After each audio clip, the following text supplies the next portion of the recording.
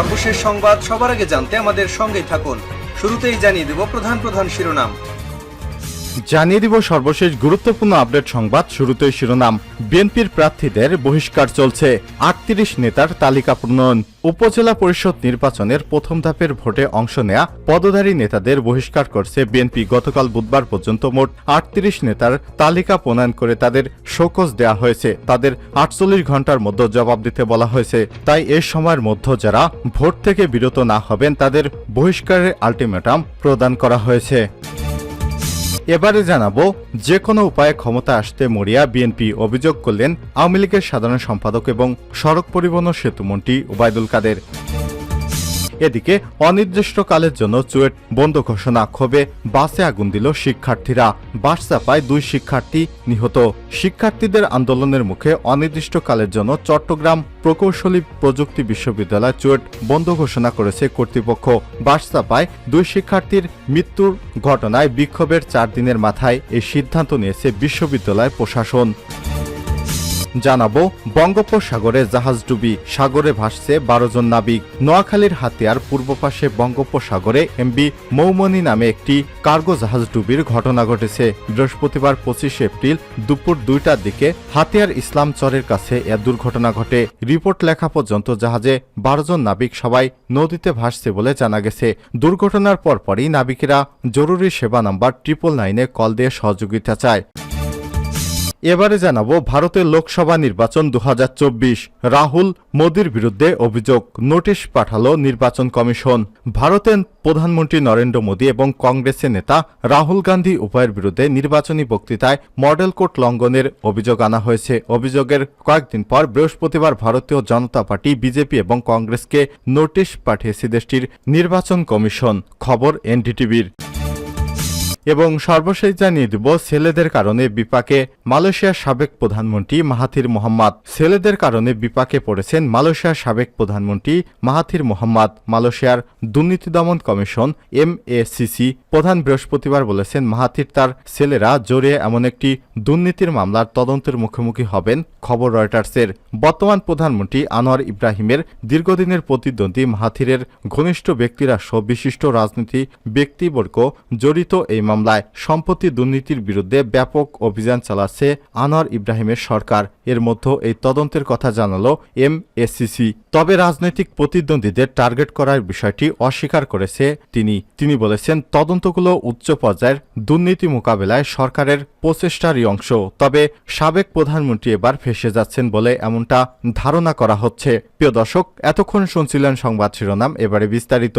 তবে তার আগে বন্ধুরা, আপনি কোন জেলা থেকে আমাদের সংবাদটি দেখছেন কমেন্ট করে জানিয়ে দিন এই সংবাদ সম্পর্কে আপনার মূল্যবান মতামত। প্রিয় দর্শক, আপনি যদি আমাদের চ্যানেলে নতুন হয়ে থাকেন, ভিডিওটি দেখতে দেখতে চ্যানেলটি সাবস্ক্রাইব করে রাখুন, যাতে করে আমাদের লেটেস্ট আপডেট সংবাদগুলো সবার আগে আপনার কাছে পৌঁছে যায়। এবারে বিস্তারিত।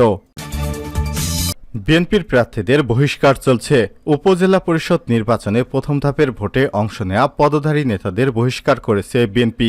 গতকাল বুধবার পর্যন্ত 38 নেতার তালিকা প্রণয়ন করেছে। তাদের শোকজ দেওয়া হয়েছে। তাদের মধ্যে 48 ঘন্টার মধ্যে জবাব দিতে বলা হয়েছে তাদের। এই সময়ের মধ্যে যারা ভোট থেকে বিরত না হবেন তাদের বহিষ্কারের আলটিমেটাম প্রদান করা হয়েছে।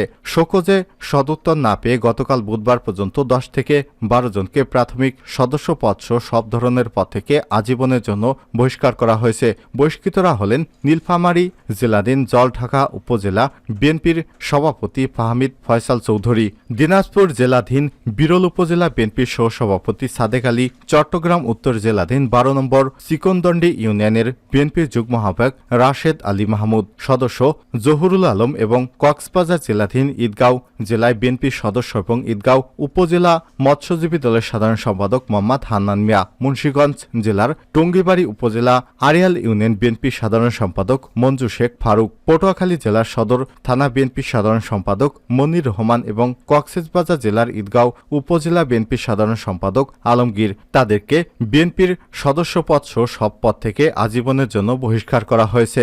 এছাড়াও ইতিমধ্যে যারা দলীয় সিদ্ধান্ত অমান্য করে চেয়ারম্যান, ভাইস চেয়ারম্যান পদে নির্বাচনে অংশ নিচ্ছেন তাদের বিরুদ্ধে গণতন্ত্র অনুযায়ী সাংগঠনিক ব্যবস্থা চলছে। কেবল প্রার্থীদের বহিষ্কারই নয়, যারা এসব বহিষ্কার প্রার্থীর পক্ষে নির্বাচনে কাজ করবেন তাদেরও বহিষ্কার করা হবে। যে কোনো উপায়ে ক্ষমতায় আসতে মরিয়া বিএনপি, বলছেন ওবায়দুল কাদের। বিএনপি যে কোনো উপায়ে ক্ষমতা আসার জন্য মরিয়া হয়ে উঠেছে এমন মন্তব্য করেছেন আওয়ামী লীগের সাধারণ সম্পাদক ও সড়ক পরিবহন ও সেতুমন্ত্রী ওবায়দুল কাদের। তিনি বলেন, তাদের অর্থাৎ বিএনপি নেতারা হিতাহিত জ্ঞানশূন্য হয়ে পড়েছে। তাদের বোধগম্য হয় না যে বাংলাদেশ আওয়ামী লীগ জনগণের কাতারে দাঁড়িয়ে রাজনীতি করে, জনকল্যাণের পরিকল্পনা গ্রহণ এবং কর্মসূচি নির্ধারণ করে। বৃহস্পতিবার 25 এপ্রিল এক বিবৃতিতে এসব কথা বলেছেন ওবায়দুল কাদের। ওবায়দুল কাদের বলেন, বিএনপি গণতান্ত্রিক আন্দোলনে ব্যর্থ হয়ে সরকার বিরোধী তথাকথিত আন্দোলনের নামে সন্ত্রাসী সহিংসতার পথ বেছে নেয়। বিএনপি তার দোসরদের সন্ত্রাসী এবং ক্যাডার বাহিনী সরকারের পথ চালায় এবং তারা দেশের উন্নয়ন অগ্রগতিতে বাধাগ্রস্ত করার লক্ষ্যে অগ্নিসংযোগ এবং ভাঙচুরের মাধ্যমে সন্ত্রাসী কর্মকাণ্ড পরিচালনা করছে। তাদের প্রধান লক্ষ্যবস্তু দেশের জনগণ এবং রাষ্ট্রীয় সম্পদ। বিএনপি গণবিরোধী রাজনীতি করে উল্লেখ করে তিনি বলেন, আওয়ামী লীগ সবসময় জনগণের সাথে কাজ করে, তারা জনগণের কাছে দায়বদ্ধ। অন্যদিকে বিএনপি গণবিরোধী রাজনীতি করে আসছে। রাষ্ট্র ক্ষমতা থাকাকালে তারা জনগণকে শত্রু জ্ঞান করে শাসন, শোষণ এবং অত্যাচারে স্টিম রোলার চালিয়ে আসছিল। সন্ত্রাস এবং উগ্র জঙ্গিবাদকে পৃষ্ঠপোষকতা দিয়ে সারা দেশে ত্রাসের রাজত্ব কায়েম করেছে। আর এখন সাংবিধানিকভাবে বৈধ এবং গণতান্ত্রিকভাবে নির্বাচিত সরকারের বিরুদ্ধে বিষোদ্গারের মাধ্যমে বিভ্রান্তি এবং নৈরাজ্য সৃষ্টির পায়তারা করে জনগণকে হাতিয়ার হিসেবে ব্যবহার করে ক্ষমতায় যার অপচেষ্টা করছে। আওয়ামী লীগের সাধারণ সম্পাদক বলেন, আগের ধারাবাহিকতায় দ্বাদশ জাতীয় সংসদ নির্বাচন বানচালের নামেও তারা অগ্নিসন্ত্রাসের মাধ্যমে নিরীহ মানুষকে পুড়িয়ে মেরেছে এবং রাষ্ট্রীয় সম্পদ ধ্বংস করেছে। আর দেশের আইনশৃঙ্খলা রক্ষাকারী বাহিনী, মহামান্য আদালত জনগণের নিরাপত্তা এবং শান্তি শৃঙ্খলা রক্ষায় পদক্ষেপ গ্রহণ করলে বিএনপির নেতৃত্ব সেটাকে প্রশ্নবিদ্ধ করার অপচেষ্টা চালায়। বিএনপির প্রকৃতপক্ষে একটি সন্ত্রাসী সংগঠন। সন্ত্রাসীদের আশ্রয় প্রশ্রয় দেয়া তাদের নীতিগত সিদ্ধান্ত। মন্ত্রী আরও বলেন, বিএনপি ক্ষমতায় থেকে নিজেদের সন্ত্রাসী এবং ক্যাডার বাহিনীর পাশাপাশি বাংলা ভাইয়ের মতো দুর্ধর্ষ সন্ত্রাসী সৃষ্টি করেছিল এবং তাকে রক্ষা করার জন্য বাংলা ভাই মিডিয়া সৃষ্টি বলে উড়িয়ে দিয়েছিলেন।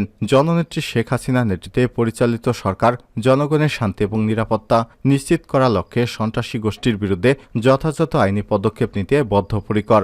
বিবৃতিতে ওবায়দুল কাদের বলেন, সফল রাষ্ট্রনায়ক বঙ্গবন্ধুর কন্যা শেখ হাসিনা জগদ্দল পাথরের মতো জেকে বসা বিচারহীনতার সংস্কৃতি অর্গল ভেঙে বিচারের সংস্কৃতি প্রতিষ্ঠা সংগ্রাম করে যাচ্ছেন। সন্ত্রাসী বা অপরাধী যেই হোক না কেন তাকে বিচারের মুখোমুখি হতে হবে। রাজনৈতিক বক্তব্যের আড়ালে সন্ত্রাসীদের রক্ষার অপকৌশল সফল হবে না। এবার অনির্দিষ্টকালের জন্য চুয়েট বন্ধ ঘোষণা। ক্ষোভে পাশে আগুন দিল শিক্ষার্থীরা। শিক্ষার্থীদের আন্দোলনের মুখে অনির্দিষ্টকালের জন্য চট্টগ্রাম প্রকৌশলী এবং প্রযুক্তি বিশ্ববিদ্যালয় চুয়েট বন্ধ ঘোষণা করেছে কর্তৃপক্ষ। বার্সাপায় 2 শিক্ষার্থীর মৃত্যুতে চলা বিক্ষোভের 4 দিনের মাথায় এমন সিদ্ধান্ত নিয়েছে বিশ্ববিদ্যালয় প্রশাসন। আজ বৃহস্পতিবার 25 এপ্রিল বিকাল 5টার মধ্যে ছাত্রদের এবং শুক্রবার 26 এপ্রিল সকাল 9টার মধ্যে ছাত্রীদের হল ত্যাগের নির্দেশ দেওয়া হয়েছে। একাডেমিক কাউন্সিল এক জরুরি সভা শেষে বিশ্ববিদ্যালয়ের রেজিস্ট্রার শেখ মোহাম্মদ হুমায়ুন কবির স্বাক্ষরিত এক বিজ্ঞপ্তির মাধ্যমে এই সিদ্ধান্ত জানানো হয়েছে। চুয়েটের ছাত্রকল্যাণ দপ্তরের পরিচালক রেজাউল করিম গণমাধ্যমকে বলেন, সড়ক অবরোধ করে আন্দোলনরত শিক্ষার্থীদের শান্ত করতে প্রশাসন ব্যর্থ হয়েছে, তাই বিশ্ববিদ্যালয়ে জরুরি সভায় ক্যাম্পাস বন্ধের সিদ্ধান্ত নিয়েছে উপাচার্য। ছেলেদের বৃহস্পতিবার বিকেল এবং মেয়েদের শুক্রবার সকাল 10টার মধ্যে হল ছাড়ার নির্দেশ দেওয়া হয়েছে। এদিকে বিশ্ববিদ্যালয় প্রশাসনের এমন সিদ্ধান্ত প্রতিবাদে বিক্ষুব্ধ শিক্ষার্থীরা তাদের কাছে জব্দ থাকা 2টি বাসের একটিতে আগুন ধরিয়ে দিয়েছে। এতে ক্যাম্পাস এবং আশেপাশের এলাকায় উত্তেজনাকর পরিস্থিতি বিরাজ করছে।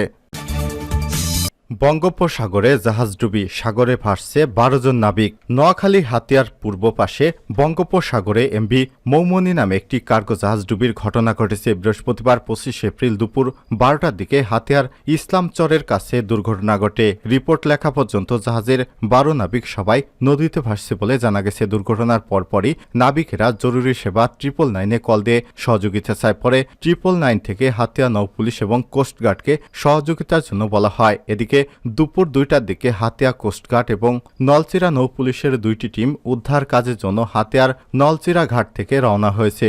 নৌপুলিশ বাড়ির ইনচার্জ মেহেদি জামান জানান, ঘটনাটি ঘটেছে সাগরের মোহনায়। আমরা একটি ট্রলার নিয়ে ঘটনাস্থলের দিকে যাচ্ছি।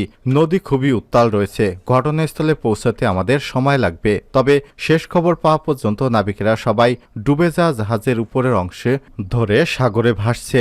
এদিকে নৌপুলিশের অপর হাতিয়া কোস্টগার্ডের একটি টিম ঘাটের একটি ট্রলা নিয়ে ঘটনাস্থলের দিকে রওনা হয়েছে। কোস্টগার্ড জানায়, ঘটনাস্থলে পৌঁছতে তাদের 1 থেকে 2 ঘন্টা সময় লাগবে। এই ব্যাপারে জাহাজের মালিক পক্ষের একজন মোহাম্মদ ওয়াহেদুল ইসলাম জানান, বৈরী আবহাওয়ার কারণে জাহাজটি দুর্ঘটনার কবলে পড়ে ডুবে যায়। প্রকৃত কারণ জানা যায়নি।